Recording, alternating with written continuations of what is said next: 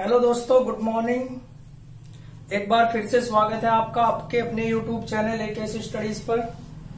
Students, अगर आपने हमारी लास्ट वीडियो देखी है तो आप सबको पता है कि हम संख्या पत्ती यहाँ पर शुरू कर चुके हैं और हमने आपको वहां पर बताया था कि किस तरीके से हम नंबर सिस्टम को अरेंज करते हैं, मतलब जो नंबर्स होते हैं उनको किस तरीके से यहाँ पर अरेंज किया जाता है और कौन से नंबर्स होते हैं, कौन से प्राइम नंबर होते हैं ना, जो कौन सी प्राकृतिक संख्याएं, पूर्ण संख्याएं, वो सारी चीजें हम डिस्कस कर चुके हैं। अगर आप में से कोई ऐसा स्टूडेंट है जो पहली बार हमारे इस चैनल को देख रहा है तो हम आपसे ये रिक्वेस्ट करते हैं कि आप इसका पार्ट फर्स्ट देखें, क्योंकि आज हम इसका पार्ट सेकंड डिस्कस करने जा रहे हैं। नंबर सिस्टम का पार्ट फर्स्ट देखें, तब आपको ये सारी चीजें समझ आ जाएगी कि नंबर्स क्या है। उसके बाद फिर जो आगे की चीजें हैं वो आपको सारी इजीली समझ आ पाएंगी। तो ठीक है स्टूडेंट, ज्यादा समय हम आपका वेस्ट नहीं करते और सीधे आते हैं अपने क्वेश्चंस पर।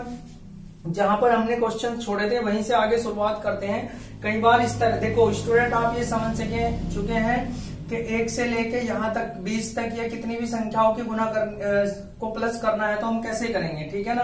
तो हम क्या करते हैं, पहली और आखिरी को जोड़ते हैं, 2 से भाग करते हैं और जितनी संख्याएं होती है उनसे गुणा कर देते हैं। अगर आपको फॉर्मूला बेस करना है तो उस तरीके से, ठीक है।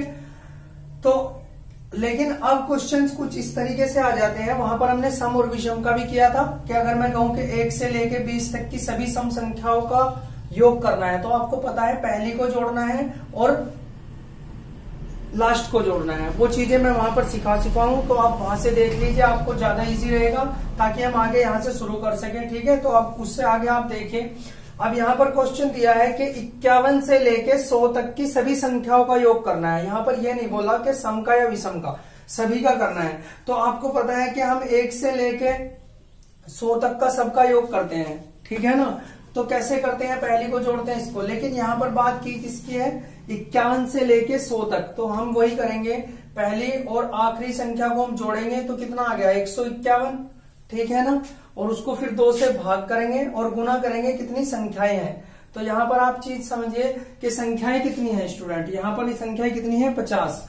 तो क्योंकि 1 से लेके 100 तक संख्याएं कितनी होती थी, 100, ठीक है। और यहाँ पर कितनी संख्या है, 50। ये सारी चीजें आपको समझनी है।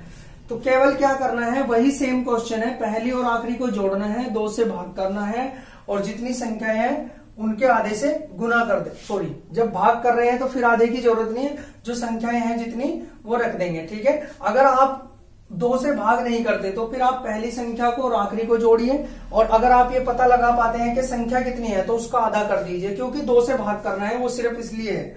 तो देखा आपने पहली और आखिरी, तो डायरेक्ट आप ऐसे लिखोगे, ठीक है। इसको जोड़ के तो आप इतना टाइम वेस्ट नहीं करोगे, 2 सेकंड इसमें तो वेस्ट नहीं करोगे। पहली और आखिरी को जोड़कर लिखोगे, ठीक है। 2 इंटू संख्याएं कितनी है, 50, क्योंकि इससे पहले 50, तो संख्याएं कितनी है, 50 संख्याएं, ठीक है ना। तो अब आप यहां से जब इसको डिवाइड करेंगे तो ये 25 आ जाएगा, और जब इससे इसको भाग करेंगे तो 25 ही कम कितना होता है, 25। 2 अगर आपका शेष बचा तो 25 पंजे 125 और 2 127 होता है, ठीक है, 127 होता है। तो आप लिखेंगे ऐसे, और 12 आपका कैरी हो जाएगा, और 25 ही कम 25 और 12 होता है 37। तो 3775, ये इस तरह से आपका 3775 आपका ये आंसर आ जाएगा। तो यहां से आप इस तरीके से कर सकते हैं। अगर इसी क्वेश्चन को स्टूडेंट इस तरह से पूछ ले कि 12 से लेकर 48 तक की सभी सम संख्याओं का योग बताना है, तो आपको पता है कि जब भी आपसे सम संख्या देकर पूछता है कि यहां तक, सपोज मैंने बताया था आपको पहले भी कि अगर 50 देकर, देखो 50 एक सम संख्या है, 48 भी एक सम संख्या है, तो अगर इस तरीके से पूछता है कि 50 तक कितनी सम संख्या है तो आपको पता होनी चाहिए इसकी हाफ, 25, ठीक है ना। अगर आपको 48 देकर पूछता है तो आपको पता होना चाहिए 24। तो अब अगर आपको ये क्वेश्चन बहुत इजी करना है तो आप क्या करेंगे, यहां से कितनी संख्या है, देखो पहले तो आपका काम क्या है, वो कह रहा है कि 12 से 48 तक की सभी सम संख्याओं का योग। तो सबसे पहला काम, अब 12 से शुरू होंगे 48 तक जाएंगे, 12 से शुरू होकर संख्याएं 48 तक जाएंगी। सबसे पहले आप इसको जोड़ोगे तो कितना हो गया, 60, उसका आधा करोगे, देखो इसको जोड़ोगे, ठीक है ना, उसका आधा गुना। अब आपको निकालना है कि संख्याएं कितनी है। तो आप एक चीज समझिए, यहां से आपने एकदम बता दिया था 50 संख्या है, लेकिन यहां से बताने में आपको प्रॉब्लम हो सकती है क्योंकि सम संख्याएं पूछ रहा है, सीरियल से संख्याएं नहीं चल रही है। तो अब आप एक चीज समझिए, अगर मैं नॉर्मल बात करता हूं कि 1 से 48 तक कितनी सम संख्याएं होती है, तो सबको पता है 24। इस तरीके से आपको समझना है, क्योंकि 48 एक सम संख्या है, तो वहां पर 24 सम संख्याएं होंगी और 24 ही विषम होंगी, तो 24 आ गई। लेकिन इससे पहले, अब 12 तक तो ले लिया आपने, तो इससे पहली सम संख्या कौन सी है? 10। तो उससे पहले सम संख्या कितनी थी? फिर उससे पहले कितनी थी? उससे पहले थी कितनी? 5। तो अगर मैं इस 24 में से 5 लेस कर देता हूं, तो मुझे पता चल जाएगा कि यहां पर संख्याएं कितनी है? 19 है। ठीक है ना, यहां पर संख्याएं कितनी है?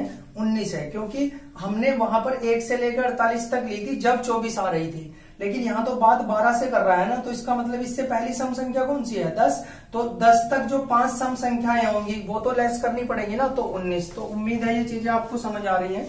ठीक है, तो यहां से जब मैं इसको काटता हूं तो ये 30 बार कटेगा, और जब 19 दिया करते हैं तो ये 57, यानी कि 570 आपका यहां से आंसर आपको प्राप्त होगा। ठीक है ना स्टूडेंट, अगर ये चीज आपको नहीं समझ आ रही तो आप इस तरीके से समझ सकते हैं कि अगर मैं बोलूं आपको छोटी संख्याएं ले लो कोई भी आप, जैसे मैं बोलता हूं कि 6 है, 6 से लेके 14 तक, है ना, 6 से लेके 14 तक की सभी सम संख्याओं का योग करना है, तो लेकिन वो 6 से पूछ रहा है। अगर मैं क्या बोलता कि 1 से 14 तक, तो आपको पता है कितनी सम संख्याएं हैं? 7।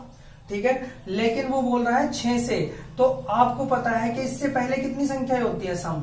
1 2 होती है और 1 4 होती है। ठीक है ना, तो उन दो संख्याओं को तो आप यहां से घटाओगे ना, तो आप संख्याएं कितनी बची? 5। आपके पास 5 बची। तो इस चीज को समझने के लिए, लेकिन आप यहाँ पे गिनोगे कि 2 है 3 है, इतना टाइम लग जाएगा, जबकि आपको 10 देखते ही पता चल जाना चाहिए 5।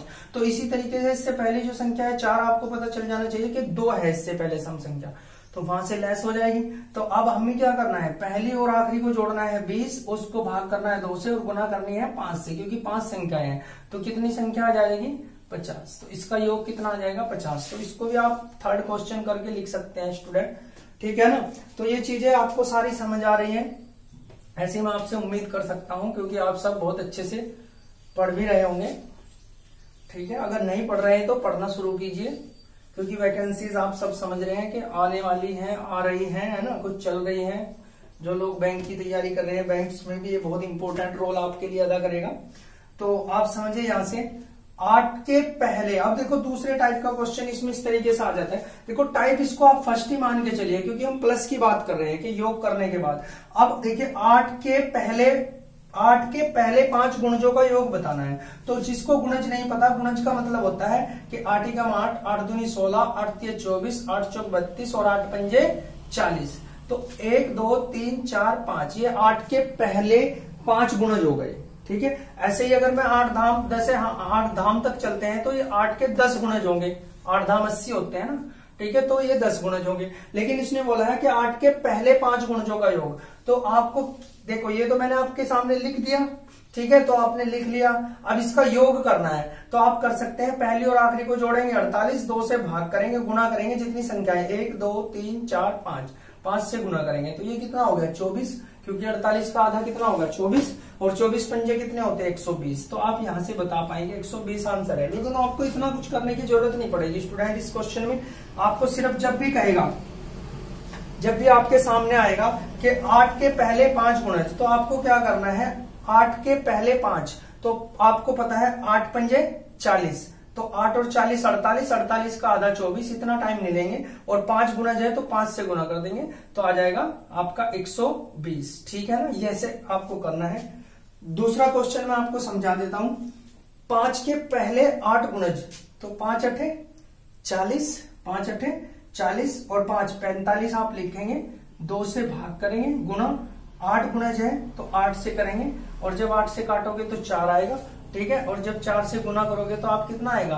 4 चौक 16, 160 तो यही हो गया, और 4 पंजे 20, 20 एक और 180। ठीक है, अगर आप वैसे करते हैं 4 पंजे 20 की 0 2, 4 चौक 16 और 2 18। ठीक है, लेकिन आप एक चीज समझा करो कि जब भी हमें गुना करनी है तो आप एक चीज समझो, ये भी कर सकते हैं, लेकिन जब बड़े नंबर आएंगे तो आपको कहीं ना कहीं फायदा देगा। आप इसको 40 मानकर अगर चलते हो तो कितना हो गया? अगर 40 की गुना आप 4 में करते, 1 सेकंड में बता देते कि 160 है, तो आप इसको 40 ही समझिए ना। 160 ये हो गया, और 4 पंजे 20, 160 से 180। ठीक है, तो स्टूडेंट यहाँ पर 8 की जगह वो कुछ भी लिख सकता है, 7 के पहले 5 गुणजों का, ठीक है, 9 के पहले या 9 के पहले 8 गुणजों का या 8 के पहले 16 गुणजों का, वो कितना भी लिख सकता है। तो आपको सिर्फ क्या करना है, इनकी गुना करनी है, क्योंकि गुना करके आपको लास्ट संख्या मिल जाएगी पहली में, जहां से शुरू कर रहा है वो जोड़ देनी है। बाकी आप सब चीजें जान चुके हैं, तो इस तरीके से ही आपको ये सारे, तो स्टूडेंट सारे क्वेश्चन आपको इसी तरीके से करने हैं, ठीक है। तो आज हम अपना ये हमारा जो फर्स्ट टाइप है, टाइप फर्स्ट के हिसाब से जो हम क्वेश्चन लेकर चल रहे थे, टाइप फर्स्ट हो गया है। इसके बाद हम सेकंड टाइप के क्वेश्चन अगली वीडियो में डिस्कस करेंगे। फर्स्ट टाइप की हमने 2 वीडियो बनाई है, तो ये सारी चीजें आप ध्यान से देखिए और इन चीजों को सीखिए, ठीक है ना। ये सारे क्वेश्चन आपकी बुक में भी आपको इस टाइप से मिल सकते हैं, आप जो भी बुक फॉलो करते हैं। तो स्टूडेंट उम्मीद है कि आप सारी चीजें समझ रहे हैं और आगे भी हमारी वीडियोस को देखते रहेंगे। अगर आप हमारी वीडियोस को रेगुलर देखना चाहते हैं तो हमारे चैनल को सब्सक्राइब जरूर कर लेना, ताकि सारे नोटिफिकेशन आपको मिलते रहे, और इसको शेयर करते रहें ताकि हमें भी कॉन्फिडेंस मिलता रहे और हम आपके लिए अच्छी वीडियो बनाते रहें। Goodbye student.